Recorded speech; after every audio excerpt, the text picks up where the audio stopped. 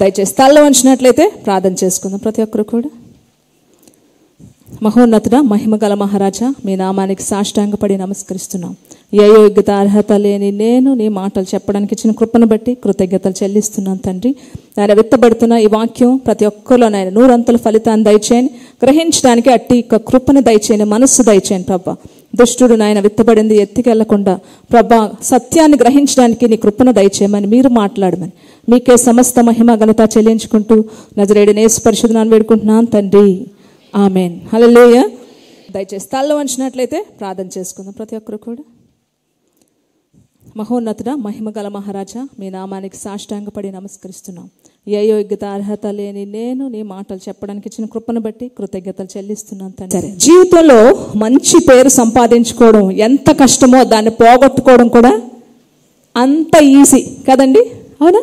మంచి పేరు సంపాదించుకోవడానికి చాలా కష్టపడతాం, కానీ ఒక్క క్షణంలో ఆ పేరుని మనం కోల్పోగలం. అంటే ఎంత సులువు మంచి పేరు అంతా కూడా కోల్పోవడానికి, ఎంత సులువు అండి. ఒక తప్పు వల్ల మంచి పేరు అంతా జీవితంలో కోల్పోదు. ఎన్ని మంచి పనులు చేసినా సరే ఒక్క చిన్న పొరపాటు మన యొక్క మంచి అంతా కూడా కొట్టేస్తుంది. లోకం, మనుషులు కూడా అంతే. మనం చేసే మంచి పనుల మీద దృష్టి ఉంచరు, కానీ మనం చేసే ఒక్క పొరపాటు మీద ఫోకస్ చేస్తారు. మనుషులైనా లోకమైనా ఎవరైనా సరే. అంటే మంచి చెడుకి ఉన్న వ్యత్యాసం, మంచి ఎంత ఎక్కువ ఉన్నా ఒక్క చిన్న చెడు మాత్రమే లోకం కానీ మనుషులు కానీ ఫోకస్ చేస్తారు. ఈ మంచి అంతా పోవడానికి ఒక్క చిన్న చెడు పని చాలు. ఒక డాక్టర్ అట, చాలా ఫేమస్ డాక్టర్, చాలా మంచి పనులు చేసేవారట. చాలా పేదవాళ్ళకి చాలా ఉచిత వైద్యం చేసేవారట. డబ్బులు లేవంటే చక్కగా ఫ్రీగా చేసేవారట. చాలా మంచి గుర్తింపు ఉంది. అసలు ఎవరిని అడిగినా సరే అమ్మో దేవుడు అంటారు. డాక్టర్స్ని కామన్గా ఏమంటారు? దేవుడితో సమానం అంటారు కదా. వాళ్ళు మంచిగా ట్రీట్ చేసినా, మంచిగా మాట్లాడినా, మంచిగా వాళ్ళు రిసీవ్ చేసుకున్న వారు మాట్లాడే విధానం కానీ, వాళ్ళు ఎవరినైనా సరే భయపడుతున్న వాళ్ళని వాళ్ళు ఎంతో చక్కగా మాట్లాడి వాళ్ళు ధైర్యపరుస్తారు. ఇవన్నిటిని బట్టి నిజంగా అబ్బో ఆ డాక్టర్గా చాలా మంచిగా ఆపరేషన్ చేశారు, నిజంగా దేవుడు అండి అని అంటారు. సో ఈయనకు కూడా అంటే మంచి పేరు అన్నమాట. ఎవరిని అడిగినా సరే ఆ డాక్టర్ గారు చాలా ఎక్సలెంట్, చాలా బాగా ట్రీట్మెంట్ చేస్తారు. పేదవాళ్ళు అంటే డబ్బులు తీసుకోరు, ఉచితంగా వైద్యం చేస్తారు. ఇలాగా మంచి మంచి పేరుంది ఆయనకి. చాలా రోజుల తర్వాత ఒకరోజు ఏమైందంటే, అనుకోని విధంగా ఇంట్లో భార్యాభర్తలు ఇద్దరు మనస్పర్ధలు వచ్చి, డాక్టర్ గారు తన భార్య మనస్పర్ధలు వచ్చి ఏం జరిగిందంటే, ఆ కోపంలో కత్తి తీసుకెళ్ళి ఒక్కసారి ఆవిడని పొడిచేశాడు. పొడిచేయగానే అక్కడికక్కడే ఆమె కుప్పకూలిపోయి చనిపోయింది. అది అలాగా కాస్త అది కొంచెం ఆ కేసు కొంచెం కోర్టు వరకు వెళ్ళింది. వెళ్ళినప్పుడు ఆయన నిల్చొని, డాక్టర్ గారు నిల్చోబెట్టాక అడుగుతున్నారు జడ్జి గారు, ఎందుకోసం చంపారు అని అంటే ఆయన అంటున్నారు, నేనండి అసలు నేను చంపాలని చంపలేదు, నాకు అసలు అలాంటి మనసు కూడా కాదు, నేను ఎంతో మంచి వ్యక్తిని, నా కోసం కావాలంటే మీరు ఎంక్వైరీ చేసుకోండి, నేను ఎన్ని మంచి పనులు చేశానో, ఎంతమంది పేదవాళ్ళకి ఉచిత వైద్యాన్ని నేను అందించానో, కానీ ఒక్క విషయంలో ఒక్క తప్పు మాత్రమే చేశాను, ఒక్కసారి పొడిచాను, ఇది కూడా నేను పొడవాలని కాదు, ఆ కోపంలోని అలా జరిగిపోయింది, ఒక్క తప్పు చేశాను, ఇన్ని మంచి పనులు ఉన్నాయి కదండి, ఇంతమందిని ఆదుకున్నాను, ఇంతమంది చనిపోవాల్సిన వాళ్ళకి నేనే ప్రాణం పోసాను, సో ఇన్ని మంచి పనులు వదిలేసి ఈ ఒక్కటి మాత్రం మీరు నన్ను అడుగుతున్నారు అంటే, లేదు, నువ్వు ఎన్ని మంచి పనులు చేసినా నువ్వు చేసిన ఒక్క కారణానికి, ఒక్క పొరపాటుకి నువ్వు శిక్ష అర్హుడివి. ఇప్పుడు అర్థమైందా? ఎన్ని మంచి పనులు చేసినా దేనికండి అర్హులు? శిక్షకి అర్హుడమే. సో జీవితంలో ఎన్ని మంచి పనులు చేసినా సరే ఒక్క చిన్న తప్పు పేరు మొత్తం మార్చేస్తుంది. చాలా మంచి వ్యక్తి ఏదో అన్ఎక్స్పెక్టెడ్గా ఎక్కడో దొంగతనం చేశాడు, పట్టుబడిపోయాడు, ఏమంటారు ఆయన్ని? ఏమంటారండి? చాలా మంచి వ్యక్తి అండి, ఇప్పుడు దొంగతనం చేశాడు, నా పట్టుచంలో మంచివాడు అంటారా?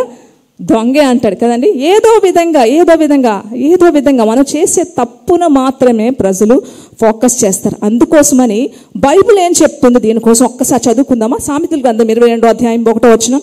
సామెతల గ్రంథం ఏవి సంపాదించుకోవాలి? గొప్ప ఐశ్వర్యము కంటే మంచి పేరును, వెండి బంగారముల కంటే దయయు కోరదగినవి. అది ఏం చెప్తుందంటే,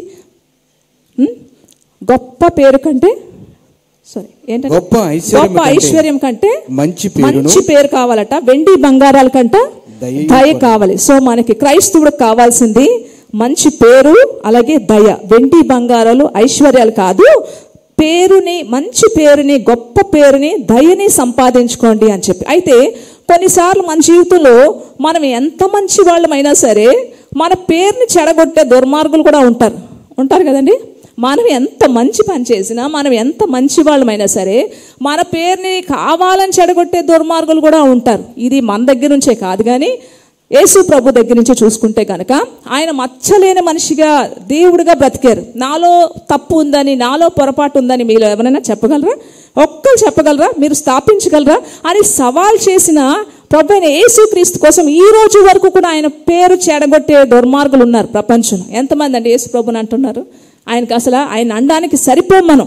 కానీ ఈ రోజు వరకు కూడా యేసు ప్రభుని అనేక మంది అంటున్నారు, ఆయన పేరు చెడగొడుతున్నారు. అలాగనే ఆయన పేరు ఏం చెడిపోదు, కానీ ఆయన దేవుడు, ఆయన శక్తిమంతుడు, ఆయనలో నాలో తప్పు ఉందని మీరు చెప్పండి అని చెప్పి సవాల్ చేసే ఏకైక దేవుడు మన దేవుడు. సో ఆయనకు వచ్చినప్పుడు మన పేర్లు చెడగొట్టడంలో పెద్ద విశేషమేమీ కాదు. కుటుంబాల్లో కూడా చాలా మంది ఇలాంటి వారు ఉన్నారు.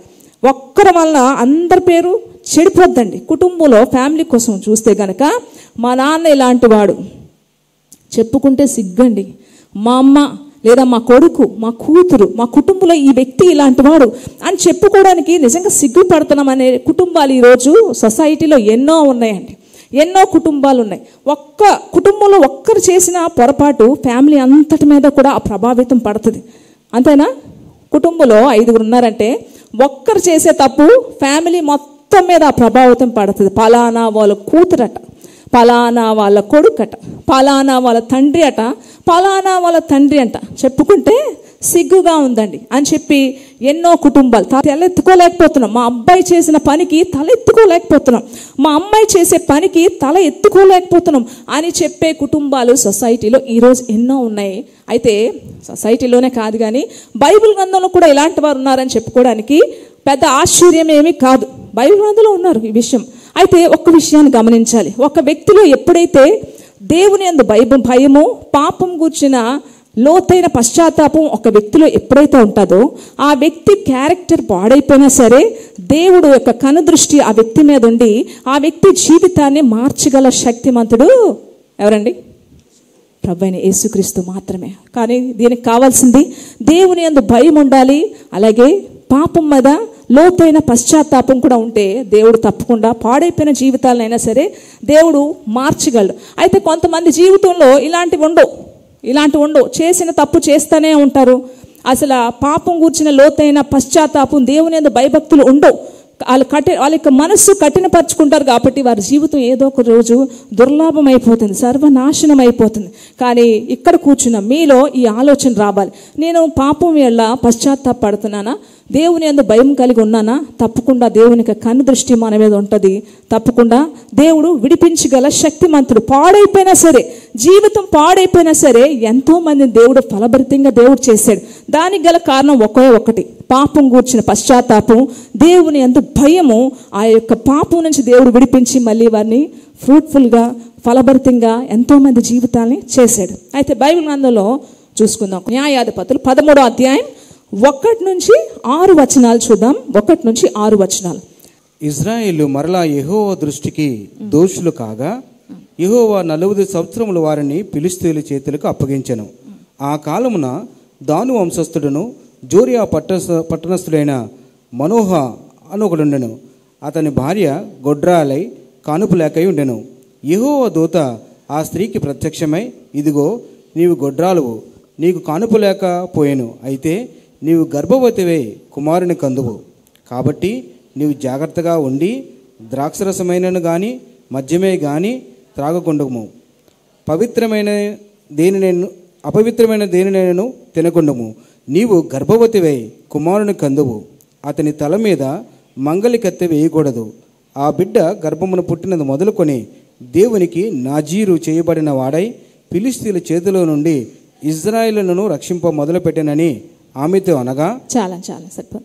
ఇక్కడ ఏమైందంటే, ఇశ్రాయేలీయులు దేవుని దృష్టికి ఎప్పుడైతే దోషులుగా కనబడ్డారో దేవునికి కోపం వచ్చి వీళ్ళు ఏం చేశారంటే మళ్ళీ ఫిలిస్తీయులకి, అంటే శత్రువుల చేతికి ఇజ్రాయేలీయుల్ని దేవుడు అప్పగించాడు. ఎప్పుడైతే శత్రువుల చేతికి ఫిలిస్తీయులకి దేవుడు అప్పగించాడో వారు పెట్టే కఠినమైన శ్రమలు భరించలేక మళ్ళీ దేవునికి మొరపెట్టారు. ప్రభా తప్పైపోయింది, తప్పైపోయింది, క్షమించు, మా మొర ఆలకించు, మమ్మల్ని రక్షించు రక్షించు రక్షించు అని ఇశ్రాయేలీయులు ప్రార్థన చేస్తున్నప్పుడు మరి వీళ్ళని రక్షించాలంటే ఒక ఫ్యామిలీని ఎన్నుకోవాలి. సో ఇక్కడ ఒక భక్తి గల కుటుంబాన్ని దేవుడు ఎన్నుకున్నాడు. ఆ కుటుంబమే మనోహ కుటుంబం. మనోహ తన భార్య దేవుని యందు భయభక్తులు కలిగిన కుటుంబము. ఈ కుటుంబాన్ని దేవుడు ఎన్నుకొని ఒకరోజు ఆయన భార్య పొలంలో ఉంటే ఆమె ఒక గొడ్రాలుగా ఉంది, పిల్లలు లేరు.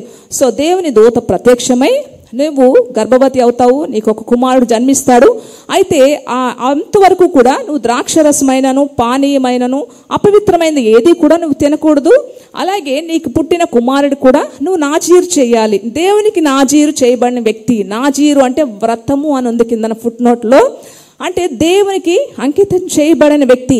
ఆ వ్యక్తికి ఎప్పుడు కూడా తల కట్ చేయకూడదు, హెయిర్ కట్ చేయకూడదు, క్షౌరం చేయకూడదు, చాలా భక్తిగా పరిశుద్ధంగా పెంచాలి అని చెప్పి ఆమెతో చెప్పినప్పుడు ఆమె ఏం చేసింది, పరిగెత్తుకొని వెళ్ళి ఆయన భర్తకు చెప్పిందంట, ఇలాగా దేవుని యొక్క దూత నాకు ప్రత్యక్షమైంది, ఇలాగా మనకి దేవుడు ఒక బిడ్డని ఇవ్వబోతున్నాడట అని చెప్పి ఇదంతా చెప్పినప్పుడు ఆయన కన్ఫర్మ్ చేసుకోవాలి కదా, వీళ్ళు ఎంత భక్తి గల కుటుంబం అంటే నిజంగా ప్రార్థన చేయగానే దేవుడు జవాబు ఎప్పుడైతే వచ్చిందో నిజంగా వాళ్ళు దేవునితో సహవాసం చేసే బిడ్డలని మనం అనుకోవాలి. కొన్నిసార్లు లేట్ అవుతుంది అనుకోండి.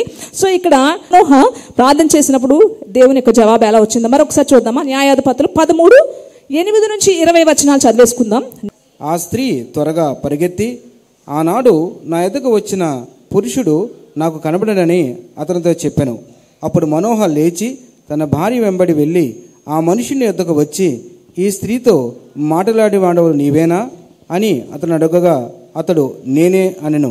అందుకు మనోహ, కావున నీ మాటను నెరవేర్చినప్పుడు ఆ బిడ్డ ఎట్టివాడుగునో అతడు చేయవలసిన కార్యమేమిటో తెలుపమని మనవి చేయగా, యెహోవా దూత, నేను ఆ స్త్రీతో చెప్పినదంతయు ఆమె చేకొనవలను. ఆమె ద్రాక్షవల్లి నుండి పుట్టినదేదియు తినకూడదు, ఆమె ద్రాక్షరసమైనను మద్యమునైనను త్రాగకూడదు, అపవిత్రమైన దేనినైనను తినకూడదు. నేను ఆమెకు ఆజ్ఞాపించినంతయు ఆమె చేకొనవలనని మనోహతో చెప్పెను.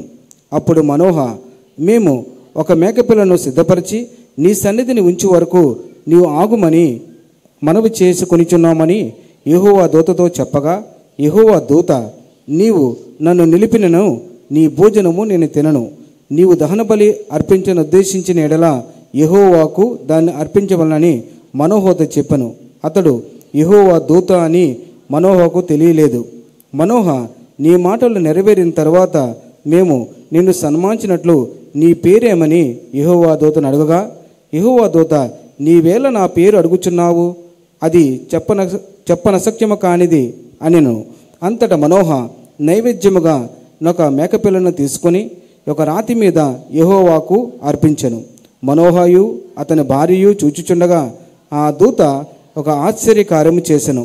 ఎట్లనగా జ్వాలలు బలిపీఠం మీద నుండి ఆకాశమును లేచుచుండగా యెహోవా దూత బలిపీఠం మీదనున్న ఆ జ్వాలలోని పరమునకు ఆరోహణమాయెను.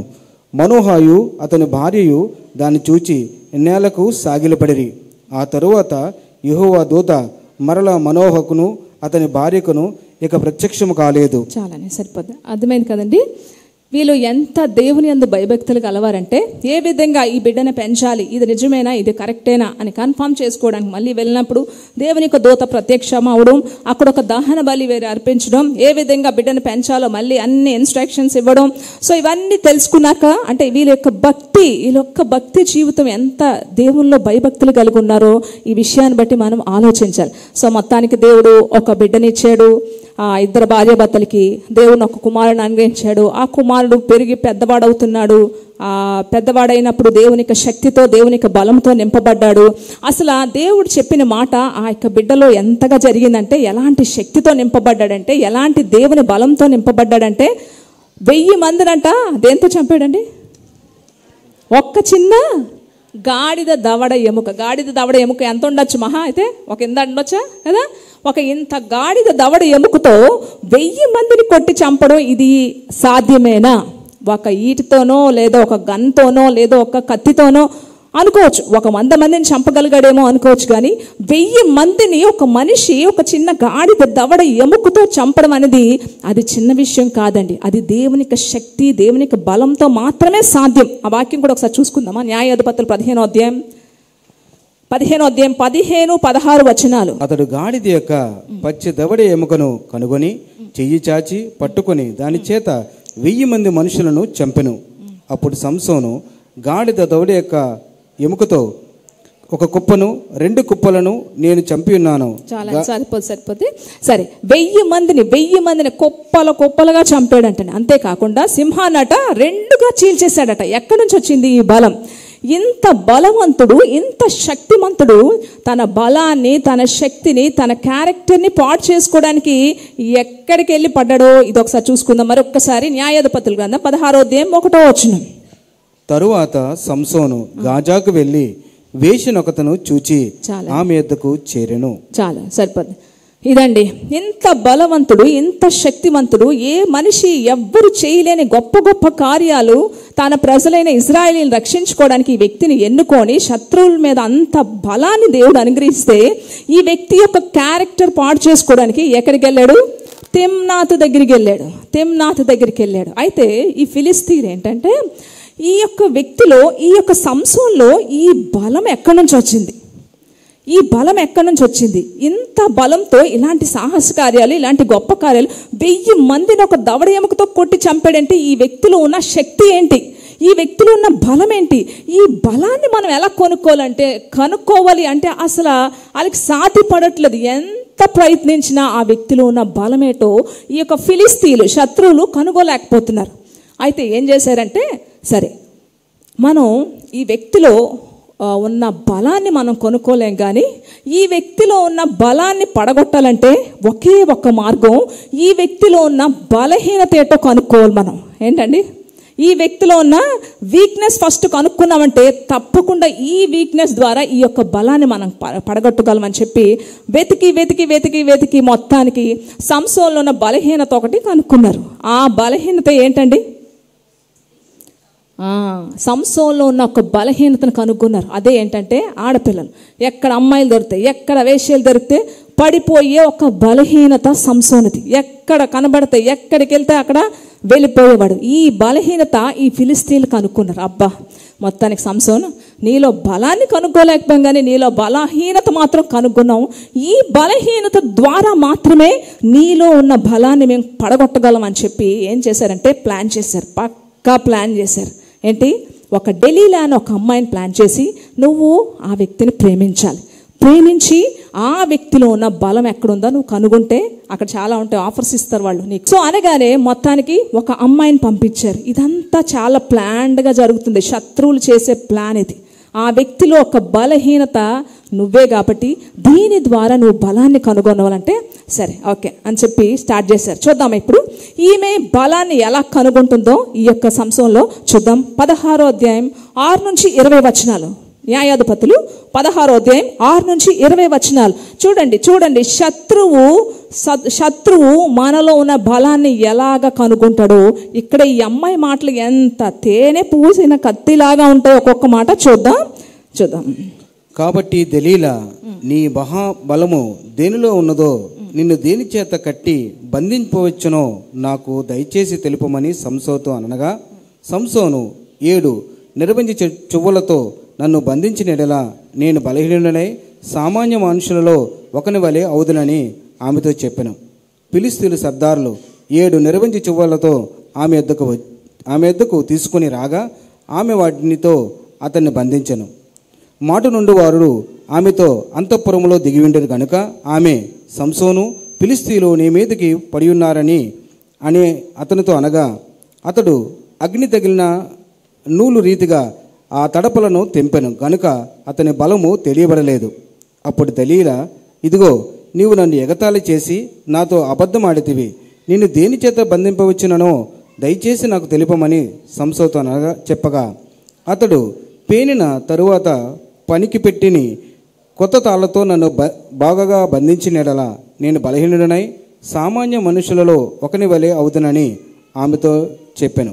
అంతటా దలీలా పేనబడిన కొత్త తాళ్లను తీసుకొని వాటితో అతన్ని బంధించి, సంసోను, ఫిలిస్తీయులు నీ మీదకి పడుచున్నారని అతనితో అనెను. అప్పుడు మాటున నుండి వారు అంతఃపురంలో నుండిరి. అతడు తన చేతుల మీద నుండి నూలు పోగువలే ఆ తాళ్లను తెంపెను.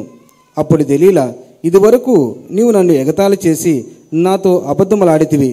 నిన్ను దేని వలన బంధింపవచ్చునో నాకు తెలుపమని సంసోనుతో చెప్పగా, అతడు, నీవు నా తల జడలను 7 అల్లిక అల్లిన ఎడల సరి అని ఆమెతో చెప్పాను. అంతటా ఆమె మేకుతో దాన్ని దిగ్గొట్టి, సంసోను, ఫిలిష్తీయులు నీ మీద పడుచున్నారని అతనితో చెప్పినప్పుడు అతడు నిద్ర మేలుకొని మగ్గపు మేకును నేతను ఓడదీసుకొని పోయెను. అప్పుడు ఆమె, నా యందు నీకు ఇష్టము లేనప్పుడు నేను నిన్ను ప్రేమించుచున్నానని నీవెందుకు చెప్పుచున్నావు? ఇది వరకు నీవు ముమ్మారు నన్ను ఎగతాళి చేసి నీ గొప్ప బలము దేనిలోనున్నదో నాకు తెలియకపోతివని అతనితో అనెను. ఆమె అనుదినమును మాటల చేత అతన్ని బాధించి తొందర పెట్టుచున్నందున అతడు ప్రాణము విసికి చావగోరెను. అప్పుడు అతడు తన అభిప్రాయమంతయు ఆమెకు తెలియజేసి, నేను నా తల్లి గర్భము నుండి పుట్టినది మొదలుకొని దేవునికి నాజీరు చేయబడిన వాడనై ఉన్నాను. నా తల మీదకి మంగళికత్తి రాలేదు. నాకు క్షౌరము చేసిండలా నా బలము నాలో నుండి తొలగిపోయి ఇతర మనుషుల వలె అవుదునని ఆమెతో అనెను. అతడు తన అభిప్రాయము తనకు తెలిపినని దెలీలా ఎరిగి ఆమె వర్తమానమును పంపి ఫిలిష్తీయుల సర్దారులను పిలిపించి, ఈసారి రండి, ఇతడు తన అభిప్రాయమంతయు నాకు తెలిపినను. ఫిలిష్తీయులు సర్దారులు రూపాయలను చేత పట్టుకొని ఆమె ఎద్దకు రాగా, ఆమె తన తొడ మీద నిద్రపుచ్చి ఒక మనిషిని పిలిపించి వాని చేత అతని తల మీద 7 జడల క్షౌరమును చేయించి అతన్ని బాధించుటకు మొదలుపెట్టెను. అతనిలో నుండి బలము తొలగిపోయెను. ఆమె, సంసోను, ఫిలిష్తీయులు నీ మీద పడుచున్నారని అనగా అతడు నిద్ర మేలుకొని ఎప్పటి అన్నట్లు నేను బయలుదేరి విడజిమ్ముకొనేదనని అనేను. అయితే సరిపోతాను ఇక్కడ నుంచి. ఓకే, అర్థమైందండి. ఈ అమ్మాయి బలం ఎలా కనుక్కుంటుంది చూసారా? ఆమెను ప్రేమించాడు, ఆమె అతను ప్రేమించేది అంతా కూడా ట్రాష్, ఇదంతా కూడా నాటకం. సో ఈమె ఏం అడుగుతుంది? సంసోను, నీ బలం ఎందులో ఉంది? స్టార్టింగ్ నుంచి కూడా ఈ మాటలన్నీ కూడా నీ బలం ఎందులో ఉంది? నిన్ను ఎలా బంధిస్తే నీ బలం పోతుంది? చూడండి, ఒక అమ్మాయి ఒక అబ్బాయిని ప్రేమిస్తే అంటే ఇది చదువుతున్నప్పుడు ఏమనిపిస్తుందంటే, ఎలాగ ఆలోచించాలనిపిస్తుందంటే, ఏ విధంగా నేను చంపాలంటే ఎలాగా ప్లాన్ చేయాలి అని అడిగేలా లేదా ఇవి? నిజం. ఇప్పుడు ఈ పరిస్థితులు, ఇప్పుడున్న ప్రెసెంట్ సిచ్యువేషన్లో చూస్తే అలాగే ఉన్నాయి అన్ని పరిస్థితులు. కానీ అప్పుడులోనే చూడండి వాళ్ళ ప్లానింగ్ ఎలా ఉందో. ఇతను నన్ను ప్రేమిస్తున్నాడు. నిజంగా అమ్మాయి ప్రేమించే అమ్మాయి అయితే ఏమనుకోవాలి? నిజంగా నా భర్త చాలా బలవంతుడు, ఇంత గొప్ప కార్యాలు, ఇంత సాహస కార్యాలు చేస్తున్నాడు, నేను ప్రేమించే వ్యక్తిలో ఇంత గొప్పతనం ఉందంటే ఆమె నిజంగా గర్వపడాలి కదా, అవునా? మామూలుగా ఆలోచిస్తే. కానీ ఈమె శత్రువులకు సంబంధించింది, దేవుని యొక్క బలాన్ని పడగొట్టడానికి వచ్చిన శత్రువు. ఈమె ఆలోచన విధానం ఎలా ఉంది? నీలో బలం పోగొట్టాలంటే, నీలో బలం పోవాలంటే నేనేం చేయాలి? అడిగే విధానం చూడ ఎలా ఉంది. సో అప్పటికీ కూడా ఈ వ్యక్తిలో ఆలోచన లేదండి, కొంచెం కూడా ఆలోచన లేదు, చిన్నది కూడా ఆలోచించలేదు. నాలో బలం కోసం ఈవిడ అడుగుతుంది ఏంటి? నీకేం కావాలంటే నేను ఇస్తున్నాను, నీకు డబ్బులు కావాలంటే ఇస్తున్నాను, నీకు బట్టలు కావాలంటే ఇస్తున్నాను, నిన్ను ఎక్కడికి తీసుకెళ్లాలని ఇస్తున్నాను, నువ్వెవరు నాలో ఉన్న సీక్రెట్ కనుక్కోవడానికి? నా బలం నీకెందుకు అని అడగాల? ఒక్క దగ్గర కూడా అడగలేదు, ఒక్క దగ్గర కూడా ప్రశ్నించలేదు. నువ్వు ఇలా చెయ్యి, అలా చేస్తే నా జడలు వేస్తే 7 జడలు వేస్తే నా బలం పోతుంది, నా 7 జడలు మేకలేసి దిగ్గొడితే నా బలం పోతుంది, నివరంజి చెట్లు చేసి ఇలా చేస్తే నా బలం పోతుంది, నెక్స్ట్ ఇంకొకలాగా చేస్తే నా బలం పోతుంది. ఇలా రకరకాలుగా చెప్పాడు. కానీ ప్రాణం విసిగిపోయి చెప్పేశాడు నిజం. నాకు చిన్నప్పటి నుంచి నా దేవుని యొక్క సీక్రెట్ ఎవ్వరికీ చెప్పద్దు అనే చెప్పిన ఆ సీక్రెట్ చెప్పేశాడు. నా బలం ఎందులో ఉందంటే, నేను చిన్నప్పటి నుంచి నాజీర్ చేయబడిన వ్యక్తిని కనుక ఎప్పుడు కూడా నా తల వెంట్రుకలు క్షౌరం చేయబడలేదు. ఎప్పుడైతే నా తల క్షౌరం చేయబడుతుందో నా బలం పోయినట్టే చెప్పేశాడు. అమ్మాయిని సాటిస్ఫై చేశాడు, మొత్తాన్ని చెప్పేశాడు. మొత్తానికి ఫిలిష్తీయులు వచ్చారు, మొత్తం జుట్టు అంతా కూడా కట్ చేయగానే ఆ యొక్క బలం అంతా పోయింది. ఇక్కడ ఒక విషయాన్ని గమనిస్తే కనుక, దేవుని బిడ్డల్లో ఉన్న దేవుని శక్తిని పడగొట్టాలంటే ఒకే ఒక్క కారణం, మనలో ఉన్న బలహీనత ద్వారా మాత్రమే దేవుని యొక్క బలాన్ని సాతానుడు పడగొట్టగలడు. అంతవరకు కూడా మనలో యొక్క బలాన్ని సాతాను కనుగోలేడు. మన బలాన్ని, మనలో ఉన్న శక్తిని, దేవుడు మనకిచ్చిన వరాల్ని కనుగోలేడు సాతానుడు. ఎప్పుడు కనుగోవడం గలడంటే మనలో ఉన్న వీక్నెస్ మనలో తాగుడు అవ్వచ్చు, దొంగతనాలు అవ్వచ్చు, అబద్ధాలు అవ్వచ్చు, అన్యాయం అవ్వచ్చు, మోసం అవ్వచ్చు, లేదా అసూయ అవ్వచ్చు, మత్సరం అవ్వచ్చు. ఈ వీక్నెస్ కనుక్కుంటాడు. నీలో ఏ వీక్నెస్ ఉంది, నువ్వు ఏ వీక్నెస్ నువ్వు గురవుతున్నావు, నీలో ఉన్న బలహీనత ఏది, దీని ద్వారా నీ బలాన్ని పడగొడతాడు. మనలో ఉన్న దేవుని శక్తిని, మనలో ఉన్న పరిశుద్ధతని, మనలో ఉన్న భక్తి జీవితాన్ని, మనలో ఉన్న ప్రార్థనా జీవితాన్ని పడగొట్టాలంటే ముందు మనలో ఉన్న బలహీనతల్ని కనుగొంటాడు సాతానుడు. ఇదే జరిగింది సంసోను విషయంలో, ఇదే జరిగింది. అయితే దేవుడు ఒక మనిషి విడిచిపెడితే ఎలా ఉంటుందో సంసోను జీవితం మనకి బెస్ట్ ఎగ్జాంపుల్ అండి. అనుకోలేదట, ఏమనుకోలేదు, 21 చదువుదాం, అయ్యో ఇలాగ అవుతుంది అనుకోలేదే అనుకుంటున్నాడు. మళ్ళీ ఎప్పట్లాగా నేను లెగిసిపోతాను అనుకున్నాడు. 21 చూడండి, ఇప్పుడు చదివిన దాంట్లోనే 20లో లాస్ట్ మాట. అయితే యెహోవా తనను ఎడబాసినని అతనికి తెలియలేదు. దేవుడు వదిలేశాడని తెలియలేదట. ఇంకా ఎప్పట్లాగే నిజం చెప్పేసినా సరే దేవుడు నన్ను పట్టుకొని ఉన్నాడు, నేను ఎన్ని తప్పులు చేసినా సరే దేవుడు నాతోనే ఉన్నాడు, నేను దేవుడిని వదిలేసి నా ఇష్టానుసారంగా లోకంలో తిరుగుతున్నా సరే దేవుడు నన్ను కాపాడుతూనే ఉన్నాడు అనుకుంటున్నాడు సంసోను. కానీ ఇక్కడ చూస్తే గనక అనుకోలేదట, అయ్యో దేవుడు వదిలేశాడు నా చెయ్య, దేవుడు నా చెయ్యి వదిలేశాడు అనుకోలేదట. ఏమంటున్నాడు ఇక్కడ, ఎప్పట్లాగా బెరజిమ్ముకొని లెగిసిపోతాను అనుకున్నాడు, కానీ దేవుడు ఎడబాసినని సంసోను అనుకోలేదు. చాలా బాధాకరమైన విషయం అండి. ఈ అధ్యాయం చదివితే, ఈ మాట చదివినప్పుడు మనకు భయం వేసేస్తుంది. అయితే యెహోవా తనని ఎడబాసినని అతనికి తెలియలేదు. దేవుడు ఒక మనిషిని విడిచిపెడితే ఎలా ఉంటుందో తెలుసా అండి. ఇప్పుడు చదువుదాం కింద వచనాలు. ఫిలిస్తీన్లు ఏం చేస్తారు, ఈయన తీసుకెళ్ళి వెంటనే మినిట్స్లో సెకండ్స్లో సాతానుడి యొక్క దాడి ఎలా ఉందో చూద్దాం. దేవుడు వదిలేసి వెంటనే సాతాను దాడి ఎలా ఉంటుందో చూద్దాం. వెంటనే టైం వేస్ట్ చేయలేదు. ఎక్కడ 21 నుంచి. అప్పుడు ఫిలిస్తీయులు అతను పట్టుకొని అతని కన్నులను ఊడదీసి గాజాకు అతను తీసుకుని వచ్చి ఇత్తడి సంఖ్యల చేత అతన్ని బంధించిరి. అతడు బందీ గృహములో తిరగలి విసిరివాడాయను. అయితే అతడు క్షౌరము చేయబడిన తరువాత అతని తల వెంట్రుకలు తిరిగి మొలిచెటకు మొదలుపెట్టెను. ఫిలిస్తీయుల సర్దార్లు, మన దేవత మన శత్రువైన సంసోను మన చేతికి అప్పగించి ఉన్నదని చెప్పుకొని తమ దేవత అయిన దాగోను మహాబలి అర్పించుటకును పండుగ ఆచరించుటకు కూడుకొనిరి. చాలండి. ఇక్కడ ఇంకా చాలా విషయాలు చూస్తే గనక ఏమైందండి, దేవుడు ఎప్పుడైతే ఆయన చెయ్యి విడిచిపెట్టేశాడో, సంసోన్ ఎప్పుడైతే దేవుడు వదిలేశాడో, ఎల్లు నువ్వు లోకానికి నువ్వు కావాల్సిన వ్యక్తివి, నాకు కాదు అని చెప్పి దేవుడు ఎప్పుడైతే ఎడబాసాడో వెంటనే శత్రువు యొక్క దాడి ఎలా ఉందండి, తీసుకెళ్ళి వెంటనే 2 కళ్ళు తీసేశారు, జుత్తు మొత్తం కట్ చేసేశారు. ఇప్పుడు ఏ పనికి పెట్టారు ఈయన్ని? ఒకప్పుడు ఏం పని చేసేవాడు సంసోను? బలం ఎక్కడికి వెళ్తే గర్వంగా ఫీల్ అయ్యేవాడు. సంసోన్ వస్తే భయం, ఫిలిస్తీన్లకు పరుగులెత్తేవారు. అంత గొప్ప స్థితి నుంచి ఈరోజు ఎక్కడికి తీసుకొచ్చాడు సాతానుడు? ఎప్పుడైతే బలం పోయిందో, ఈ యొక్క వీక్ పాయింట్ ద్వారా, ఆయనలో ఉన్న బలహీనత ద్వారా ఎప్పుడైతే దేవునికి బలం పోయిందో, ఆయనకు వచ్చిన ప్రమోషన్ అనుకోవాలా, ఇంకేమనుకోవాలా, శత్రువు తీసుకెళ్ళి వెంటనే ఏం చేశాడు, కళ్ళు పీకేసి గానుగ ఈడ్చడానికి ఒక పనివాడు పోస్ట్ ఇచ్చాడు. దేవుడు ఏం పోస్ట్ ఇచ్చాడు?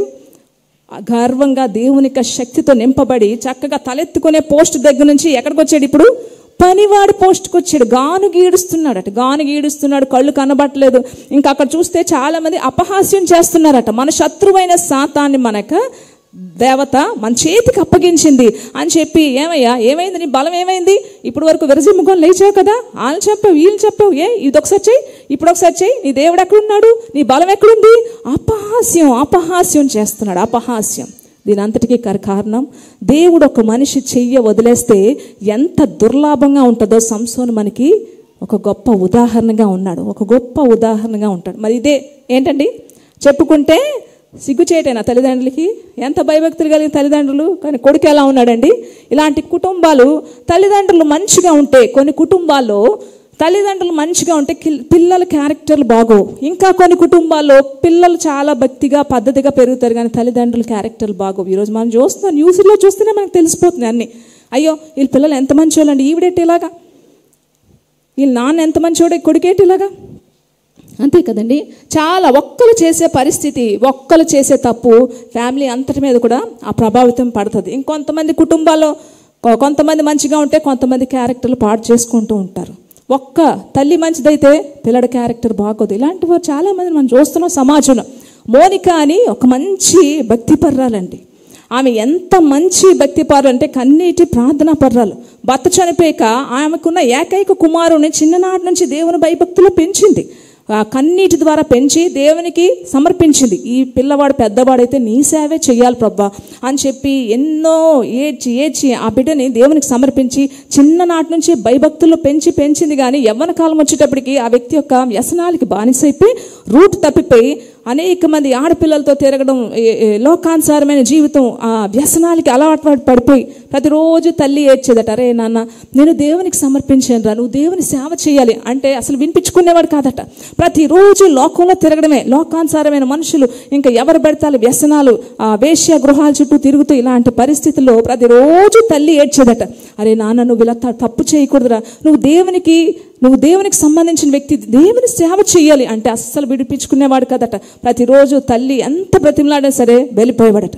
ఒకరోజు ఇలాగే వెళ్తున్నప్పుడు ఒక వేశ్య దగ్గరికి వెళ్తున్నప్పుడు రోడ్డు మధ్యలో దేవుని యొక్క సిలువ యొక్క ప్రత్యక్షత కనబడిందండి. ఆ వ్యక్తికి కనబడి ఆ యొక్క ఆ సిలువలో ఈ వ్యక్తి చేస్తున్న ప్రతి పాపం కనబడుతుంది. అలాగే తన యొక్క తల్లి ఏ విధంగా కొడుకు కోసం ఏడుస్తుందో ఆ కన్నీరు కనబడుతుంది. ఆ కన్నీటిలో తల్లి ఏడుస్తున్న ఆ రోదనలో ఈ వ్యక్తి యొక్క ప్రతి పాపం కనబడుతుంటే వణికిపోయాడు. గజ వణికిపోయి అక్కడే మోకాళ్ళు వేసి ప్రభువైన యేసుక్రీస్తుని సొంత రక్షకునిగా అంగీకరించాడండి. హల్లెలూయా. సొంత రక్షకునిగా అంగీకరించి నా ప్రతి పాపాన్ని ఒప్పుకొని విడిచిపెడుతున్నాను ప్రభా అని చెప్పి వేశ్య దగ్గరికి వెళ్ళాల్సిన ఆ కాళ్ళు వెనక్కి వచ్చి వెంటనే బాప్తీసం తీసుకున్నాడు. దేవునికి ఒక మంచి సువార్తికుడిగా తయారాడు. కొద్ది రోజులు తల్లి చనిపోయింది. అయితే ఒకరోజు సువార్త చేయడానికి వెళ్తుంటే ఆ వేశ్య ఎవరైతే ఉందో ఆమె పిలుస్తుంది. ఆమె పేరు పెట్టి నేను ఆమెని, నీకు తెలుసా అంటే నువ్వు ఆమెమో కానీ నేను మాత్రం ఆయన్ని కాదని చెప్పాడండి. అంత గొప్ప సాక్ష్యం, గట్టిగా చెప్పాలి కూడా గమనిస్తాం. తర్వాత చెప్తాడు, ఎక్కడికి వెళ్ళినా మంచి సాక్ష్యం చెప్తాడు. నా తల్లి యొక్క కన్నీటి ప్రవాహంలో నేను యేసయ్య పాదాల దగ్గరికి కొట్టుకొని వచ్చానని చెప్తాడండి. ఇలాంటి సాక్ష్యాలు ఎంతమంది జీవితంలో ఉన్నాయి.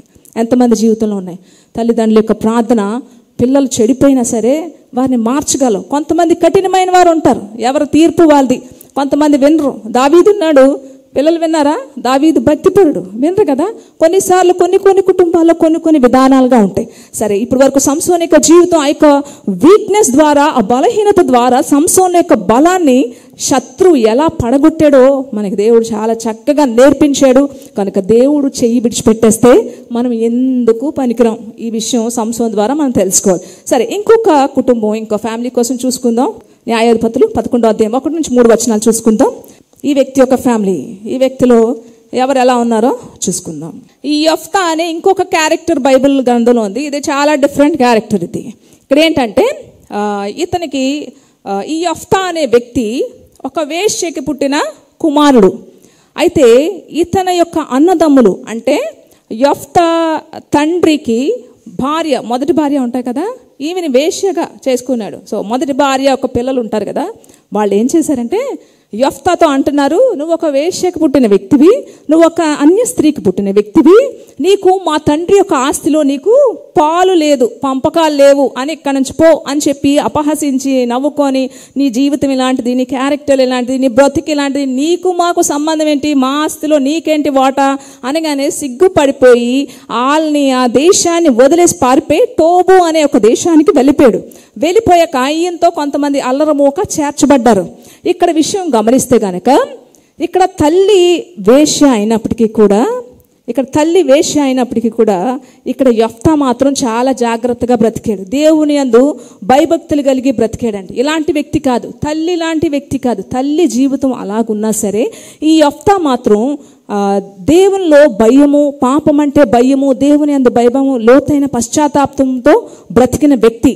అలాంటి వ్యక్తి కాబట్టి ఈ యొక్క యెఫ్తాకి ఎలాంటి సహాయం అందిందో, ఎక్కడ అవమానించారో దేవుడు అక్కడే ఎలాగ ఆశీర్వదించాడో ఒక్క చిన్న వాక్యం చదువుకొని మనం ముగించేసుకుందాం, టైం అయిపోతుంది.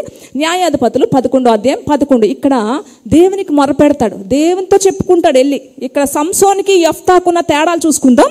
న్యాయాధిపతులు 11:11 ఏమంటున్నాడు? ఇక్కడ యెఫ్తా ఏం చేశాడు? మా అమ్మ ఇలాంటిది కాబట్టి కొడుగ్గా మగోడుగా నేను చేసే తప్పేటి అని అనుకోవచ్చు, మగపిల్లడు కాబట్టి. కానీ తల్లి అలాంటిదైనా సరే ఈ కొడుకులో దేవుని యొక్క భయం ఉంది, దేవుని యొక్క భయభక్తులు కలిగిన వ్యక్తి కాబట్టి ఈ పరిస్థితి అంట మనుషులకు చెప్పుకోలేదు, మా పరిస్థితి ఇది, మా కుటుంబంలో ఉన్న సమస్యలు ఇవి అని చెప్పి అక్కడ ఉన్న అల్లరి మోకతో చెప్పలేదు. ఎక్కడికి వెళ్ళాడండి?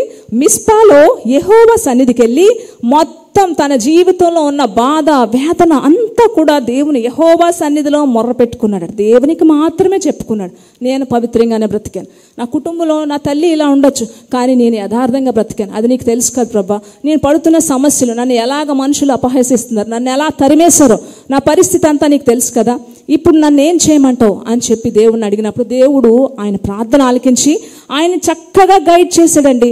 ఎక్కడ అవమానంతో తరిమేశారో వాళ్ళే మళ్ళీ వచ్చి యెఫ్తాను పిలుచుకొని వెళ్తారు. నువ్వు కానీ మా యుద్ధాలు చేస్తే, నువ్వు మా యుద్ధాలు చేసి నువ్వు గెలవగలవు, నువ్వు బలాఢ్యుడు, నీకు మా మీద అధికారిగా నువ్వు ఉండాలని చెప్పి ఎలా పిలుచుకొని వెళ్తారు? ఆఖరి వాగ్దానం చదివేసుకుందాం.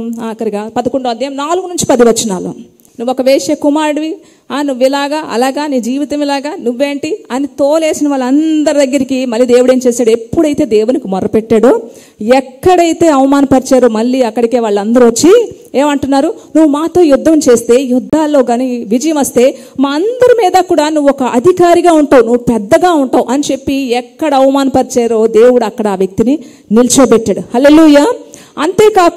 అంతేకాకుండా దేవుడు ఎలాంటి స్థానాన్ని యెఫ్తాకి ఇచ్చాడంటే, విశ్వాసుల యొక్క లిస్టులో, విశ్వాసుల యొక్క జాబితాలో యెఫ్తా పేరుని దేవుడు చేర్చాడు. ఒక వేశ్య కుమారుడి యొక్క పేరుని విశ్వాసుల యొక్క లిస్టులో దేవుడు చేర్చాడండి. అంత గొప్ప దేవుడు మన దేవుడు. హల్లెలూయా.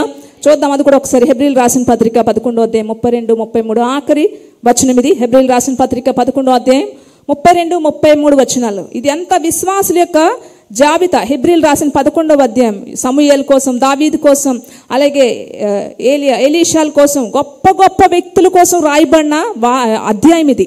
ఇందులో యెఫ్తా పేరుని దేవుడు చేర్చాడంటే యెఫ్తా దేవునితో ఉన్న ఆ కనెక్షన్, ఆ సహవాసం ఎలాంటిదో, ఆయన భక్తి జీవితం ఏంటో మనం ఇక్కడే అర్థం చేసుకోవాలి. 11వ అధ్యాయం 32-33 వచనాలు ఆఖరి వచనం. విశ్వాసుల యొక్క లిస్టులో యెఫ్తా చేర్చబడ్డాడు. ఒక వేశ్య, ఒక కుమారుడు. వీళ్ళిద్దరినీ పక్క పక్కన పెట్టి చూస్తే గనక ఇక్కడ సంసోను, ఇక్కడ యెఫ్తా జీవితాన్ని దేవుడు పట్టుకున్నాడు. మళ్ళీ మొదటి జీవితాన్ని దేవుడు ఇచ్చాడు, అవమానాన్ని ఆశీర్వాదంగా చేశాడు. ఇక్కడ సంసోను జీవితాన్ని దేవుడు విడిచిపెట్టేశాడు. ఆశీర్వాదాలు కాస్త ఏమయ్యండి?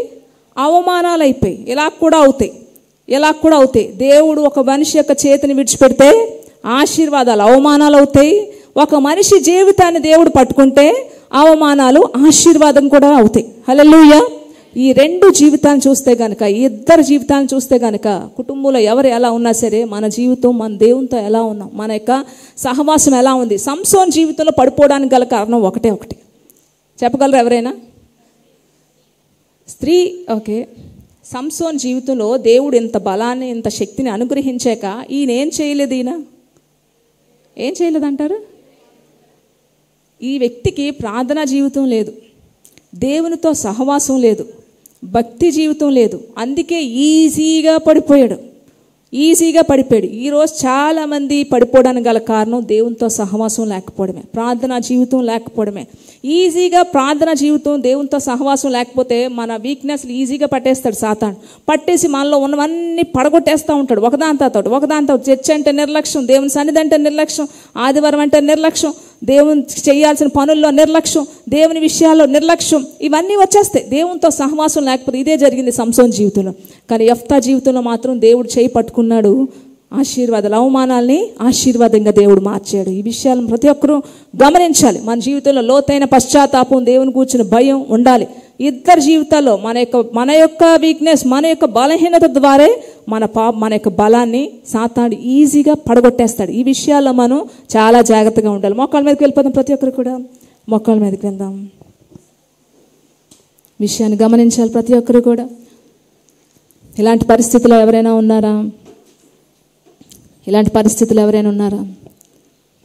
యెఫ్తా జీవితం, సంసోన్ జీవితం, ఇద్దరిని గమనిస్తే కనుక దేవునితో సహవాస జీవితం ఎప్పుడు కనబట్టలేదు. సంసోన్ది చూస్తే గనక ఎక్కడా కూడా పలానా దగ్గరికి వెళ్ళి దేవుని యొక్క శక్తిని, దేవుని యొక్క ప్రార్థన చేసినట్టు కానీ ఇలాంటివి ఎక్కడ రాయబడలేదు. దావీదు కోసం రాయబడింది. దావీదు కొండ మీదకి వెళ్ళి ప్రార్థన చేసేవాడు. అనేక చోట్ల కన్నీటి ప్రార్థన పడు, అని చాలా మంది కోసం ఇలా రాయబడింది. వాళ్ళు చేసే ప్రార్థనా విధానాలు రాయబడ్డాయి. కానీ సంసోన్ దగ్గర చూస్తే కనుక ఎక్కడా కూడా దేవునితో సహవాసం, దేవుడిచ్చిన ఈ బలాన్ని, ఈ శక్తిని కాపాడుకోవడానికి దేవునితో సహవాసం చేసినట్టు కానీ, ప్రార్థన చేసినట్టు కానీ ఎక్కడా కనపట్లేదు. ఈ యొక్క ప్రార్థనా జీవితం లేకపోవడమే సంసోను ఈజీగా కూలిపోయాడు, వీక్గా పడిపోయేవాడు, ఎక్కడికక్కడ బలహీనతలో పడిపోతూ ఉండేవాడు. కనుక ఈ రోజైనా సరే, ఇక్కడ కూర్చున్న మీలో అయినా సరే, ప్రభా మాలో ఉన్న బలం పడిపోకుండా మా బలహీనతలను జయించడానికి శక్తినివ్వు అని అడగాలి. మా బలహీనతలు జయించడానికి శక్తినివ్వు తండ్రి. అప్పుడు మన జీవితంలో ఆయన చెయ్యి పట్టుకుంటే ఎలా ఉంటుందో, చెయ్యి విడిచిపెట్టేస్తే ఎలా ఉంటుందో, వీళ్ళిద్దరి జీవితాలు మనం చూసుకున్నాం. సంసోను యొక్క జీవితంలో చెయ్యి విడిచిపెట్టేశాడు దేవుడు. ఇంకా తెలుసుకోలేదు, ఇంకా దేవుడు నాతోనే ఉన్నాడు, నన్ను పట్టుకొనే ఉన్నాడు, నేను ఎన్ని పాపాలు చేసినా ఆయన కాపాడుతూ ఉంటాడు. అబద్ధం. ఇదే జరిగింది సంసోను జీవితంలో. ఇంకా ఎప్పట్లాగా విరజమ్ముకుంటాను అనుకున్నాడు, దేవుడు నాతోనే ఉన్నాడు. కానీ దేవుడు యెహోవా సంసోన్ని ఎడబాసినని తెలుసుకోలేకపోయాడు. ఎలా పడిపోయాడు? ఫిలిస్తీన్లు రాగానే కుప్ప కూలిపోయాడు, బలమంతా పోయింది, కుప్ప కూలిపోయి శక్తి లేనివాడుగా పడిపోయాడు. యెఫ్తా జీవితంలో దేవుని సన్నిధికి వెళ్ళి మొర్రపెట్టుకున్నాడు, ప్రార్థన చేశాడు. ప్రభువా నా జీవితం ఎలా ఉంది, నేను ఎలా బ్రతుకుతున్నాను, నాకున్న అవమానాల్లో నన్ను ఎంత అవమానపరుస్తున్నారు, మనుషులందరూ నన్ను ఎలా హేళన చేస్తున్నారు నువ్వు చూస్తున్నావు కదా. యెహోవా యెఫ్తా ప్రార్థన ఆలకించాడు. ఆలకించి ఎక్కడ అవమానమో, ఎవరు వెళ్ళగొట్టేశారో అక్కడికే పంపించాడు. వాళ్ళ మీద అధిపతిగా దేవుడు చేశాడు. దేవుడు ఒక మనిషి చెయ్యి పట్టుకుంటే ఎలా ఉంటుంది, ఒక మనిషి చెయ్యి విడిచిపెట్టేస్తే అలా ఉంటుంది. కనుక ఆలోచిస్తూ ప్రభా నా చెయ్యి ఎప్పుడు నువ్వు పట్టుకోవాలి, నాలో ఉన్న ప్రతి బలహీనతని జయించడానికి అట్టి శక్తిని నాకు అని అడగాలి. మీరు అడగాలి. అవమానాలను ఆశీర్వాదముగా, నిందలన్నిటినీ దీవెనలుగా చేసి, అవమానాలను ఆశీర్వాదముగా, నిందలన్నిటినీ దీవెనలుగా చేసి, నేను వేసి ప్రతి అడుగులో నీవే నా దీపమై, నేను వేసి ప్రతి అడుగులో నీవే నా దీపమై, చిరునవ్వుతో నింపిన యేసయ్యా, చిరునవ్వుతో నింపిన యేసయ్యా, చిరునవ్వుతో నింపిన యేసయ్యా, చిరునవ్వుతో నింపిన యేసయ్యా. ఆరాధన ఆరాధన ఆరాధన నీకే, ఆరాధన ఆరాధన ఆరాధన నీకే, ఆరాధన ఆరాధన ఆరాధన నీకే, ఆరాధన ఆరాధన ఆరాధన నీకే. నా కనుల వెంబడి కన్నీరు రానీయక, నా ముఖములో దుఃఖమై ఉండనీయక, చిరునవ్వుతో నింపిన యేసయ్యా, చిరునవ్వుతో నింపిన యేసయ్యా, చిరునవ్వుతో నింపిన యేసయ్యా, చిరునవ్వుతో నింపిన యేసయ్యా. అవమానాన్ని ఆశీర్వాదంగా మారుస్తాడు. ఎప్పుడు? ఎప్పుడు? మీరు దేవుని చేయి పట్టుకున్నప్పుడు. దేవుని చేయి విడిచిపెట్టేస్తే ఆశీర్వాదాలు కాస్త అవమానంగా కూడా మారుతాయి అనడానికి సంసోను యెఫ్తా మంచి ఉదాహరణగా ఉన్నారు. కనుక ఈ రోజే ప్రతి ఒక్కరు కూడా ప్రభా నా బలహీనతల నుంచి నన్ను విడిపించు, నా చెయ్యి ఎప్పుడు నువ్వు విడిచిపెట్టద్దు అని చెప్పి మంచి నిర్ణయం తీసుకోండి. మీకోసం అమ్మ ప్రార్థన చేస్తారు, మీకోసం ప్రార్థన చేస్తారు.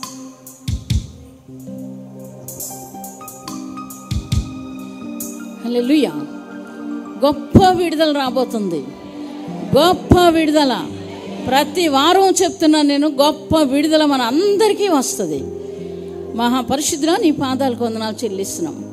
యేసయ్యా, మీరు మా మధ్యలో ఉన్నందుకు మీకు స్తోత్రాలు, కృతజ్ఞతాస్తుతులు చెల్లిస్తున్నాం. నాని ఎఫ్తా లాంటి జీవితం దయచేయండి ప్రభా, నీకు వందనాలు చెల్లిస్తున్నాం. దేవా, నీ పాదాలు పట్టుకునే జీవితాలు ఇక్కడున్న బిడ్డలందరికీ మాకు కూడా దయచేయండి ప్రభా. మిమ్మల్ని కలిగిన జీవితాలు మాకు దయచేయండి.